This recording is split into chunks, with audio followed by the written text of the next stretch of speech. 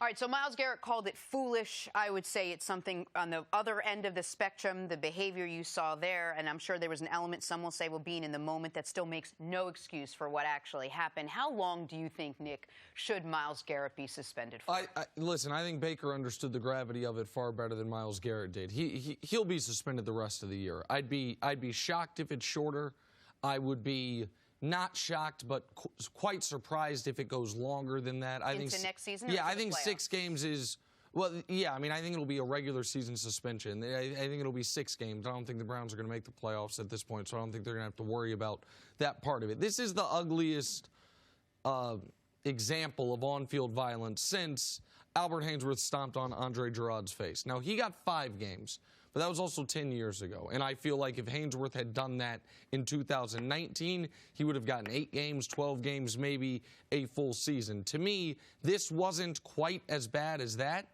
But a lot of that is just good fortune for Myles Garrett. And obviously good fortune for Mason Rudolph because he's the victim here. But the reason that I think it's going to be 6 games and no worse is because Mason Rudolph is okay. And that's just good luck. That's just there. It's not because of how it was swung. It's not because of lack of intent. That could have just as easily, whether it sliced his face or a guy who got knocked out cold earlier this year, which is why we saw Duck Hodges playing. If this would have knocked him out, then I think the penalty would have been far more severe. And one could argue, well, it's the intent that matters, not the result. But that's not how we adjudicate anything in sports or in real life. But then doesn't that set precedent that, oh, if you hit someone with a helmet, it's going to be 6 games? Or would it be the remainder of the season? Well, no. Listen, by the way, there is Antonio Smith swung a helmet and hit Richie Incognito. He got 3 games. And so, I mean, to me, 6 feels right, sounds right, and there's 6 games left in the season. There's not always a rhyme or reason, Danny, to NFL discipline. I don't think Myles Garrett will play again for the Cleveland Browns until next year. I think that's too harsh. I really do.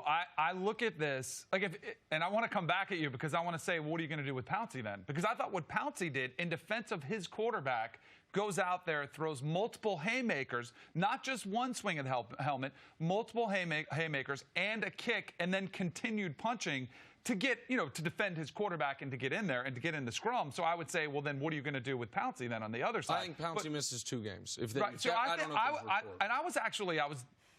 should never say shocked, but I was genuinely surprised at the amount of players, both current and former, who were saying he's done for the year. He's done for the year. And I think the one precedent that really is not there is Vontaze Burfict. But that was a cheap shot. He had a long history, and he was suspended for the rest of the season, and there were a lot more games left in the season at that point. But I think you have to take into consideration Myles Garrett does not have a lengthy track record of dirty plays.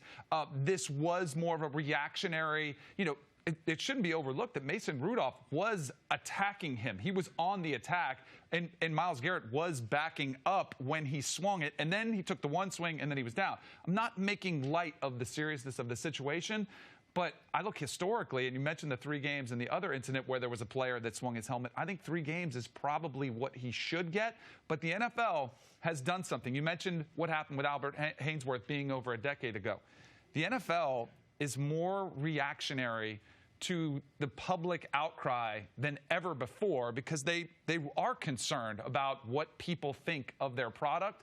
So that from that perspective, I think he might get 6 games, but I think it's too harsh for what he did on the field. Listen, I think anything Pouncey did is going to be looked at in the prism of a reaction, heat of the moment, a reaction to Why don't you give the same benefit of the doubt for Garrett? Because Garrett started the whole thing.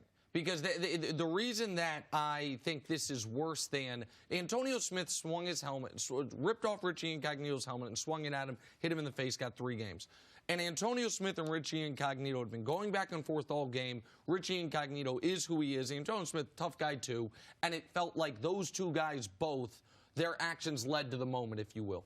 This is vintage 2019 Cleveland Browns in this regard. The game is over. You actually have a good quality win, and Myles Garrett unnecessarily, first stupid action or bad action, takes Mason Rudolph to the ground after the play when the game's over, or maybe one more play. You don't need to do that. That's the first thing. The second thing is they're on the ground. Mason Rudolph is trying to get his helmet off. He rips Mason's helmet off because he's going to win that. He's going to win that, tet-a-tet. That's the second bad action. And then the third one is the one that, again, is why this is a huge deal. After, I would argue, making 2 bad decisions, he goes over the top of all of them and with almost a roundhouse to the top of the head. And that's going to get you suspended more right now in this moment, not just because you can say the NFL's reactionary, but it's also the NFL has made a concerted effort to make the whole world know they care about the safety of their players.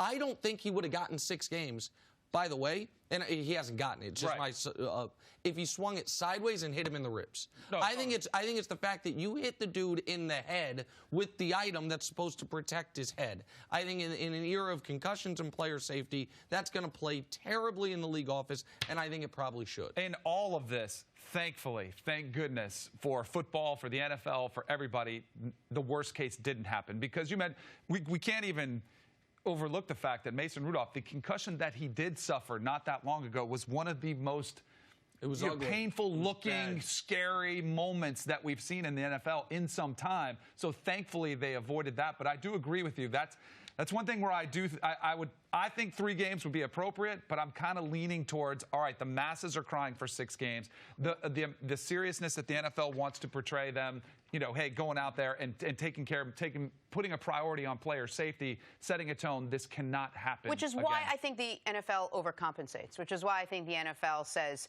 we never want to see this again. Fights are going to happen, scuffles are going to happen. Never want to see a player take a helmet off and swing. Anything could have happened. We're very lucky it didn't. Regardless of how healthy Mason Rudolph is this morning, I think we go above and beyond.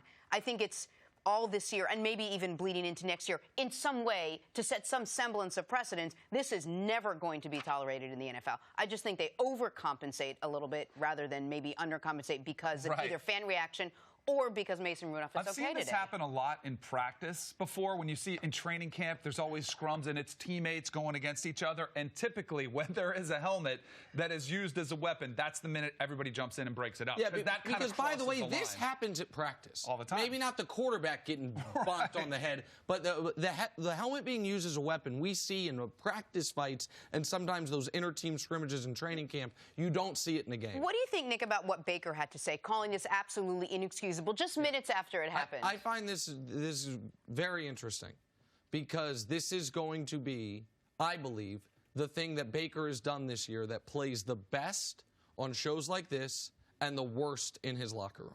I think a lot of the things Baker has done this year that on shows like this we criticize, complaining about the refs, for example, talking to the fans, I think that plays fine in the locker room. I think a lot of those guys agree with him. Man, the refs are out to get us. And, man, it is too loud. And we kill him for it. He is going to be Baker finally showed maturity. Right. Baker called out a teammate in the heat of the moment. And by the way, all that's true.